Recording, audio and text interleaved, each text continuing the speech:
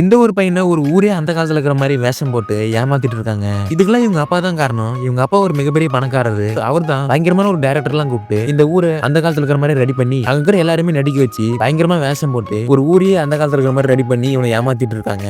ஏன் இவனோட அப்பா இந்த மாரி பண்றாருன்னா, 2, 3 நாளைக்கு முன்னாடி இவங்ககிட்ட அதிகமா பணம் இருக்கு அப்படிங்கிற காரணத்தினால ரொம்பவே பணத்தேய்மை கார்ல ரொம்பவே வேகமா ரோட்ல வந்துட்டு இருக்கான். பார்த்துட்டு போலீஸ் வந்து இவன புடிச்சு கேட்டாலும், இவன்கிட்ட அதிக காசு இருக்கு அப்படிங்கிறதுனால அந்த காசெல்லாம் போலீஸ் மேலே தூக்கி போட்டு என்ன உன்னால எதுவுமே பண்ண முடியாது அப்படின்னு சொல்ல, உடனே போலீஸ் கொண்டு போய் இவன ஜெயில்ல போட்டுறாங்க. இந்த விஷயம் அவங்க அப்பாவுக்கு தெரிய வருது. உடனே அவரும் வந்து ஒரு வக்கீல கூட்டிட்டு வந்து பெயில் எடுக்குறாரு. இதே மாரி மாசத்துக்கு 20 டைம் இவன பெயில் எடுக்க வேண்டியதா இருக்கு. இதனால ரொம்ப காண்டான அவங்க அப்பா வந்து இவனுக்கு ஒரு பாடம் கத்து குடுத்தாகணும் அப்படின்னு சொல்லி ஒரு இருட்டு ரூம்ல கொண்டு போய் போட்டுறாங்க. அடுத்த நாள் கண் முழிச்சு பார்த்தா இவன் இந்த கிராமத்துல இருக்கான். இத பார்த்துட்டு இவனுக்கு ஒண்ணுமே புரியல. இவன் ரொம்பவே பயந்து அங்க இருந்து ஓலான்னு சொல்லி ட்ரை பண்ணிட்டு இருக்கான். எந்த பக்கம் ஓடி பார்த்தாலும் ஒரே மாதிரி தான் இருக்கு. ஒருவேளை நான் டைம் டிராவல் பண்ணிட்டு அப்படின்னு சொல்லி இவன் பயந்து பார்த்துட்டு இருக்க. இவன் அந்த ஊர்ல தப்பிச்சு ஓடணும்னு ட்ரை பண்றான். அப்படி தப்பிச்சு ஓடும்போது பார்த்தா கரடிலாம் வந்து இவன் அட்டாக் பண்றதுக்கு வருது. இது பார்த்து எனக்கு ரொம்பவே பயமா இருக்கு. தப்பிச்சு ஓடுறாங்கிற பேர்ல ஒரு ஆத்துக்குள்ள போய் விழுந்துறான். அடுத்த நாள் கண் முழிச்சு பார்க்கறான். ஒருத்தன் நான் தான் அவனை காப்பாத்தணும் அப்படின்னு சொல்லி அவங்ககிட்ட பேசிட்டு இருக்க. இவன் ஒண்ணுமே புரியாம இந்த ஊர்ல நம்ம எப்படிடா வந்து மாட்டணும் அப்படின்னு சொல்லி எதுவுமே தெரியாம முழிச்சிட்டு இருக்கான்.